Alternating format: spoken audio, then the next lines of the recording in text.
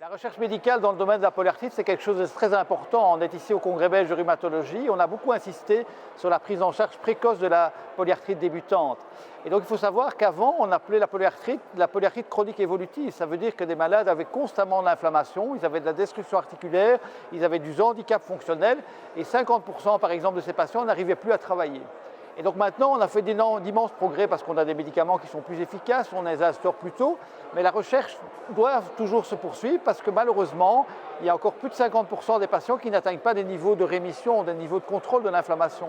Et donc il faut trouver, je dirais, des moyens pour identifier, je dirais, les facteurs qui amènent à caractériser ces malades plus résistants.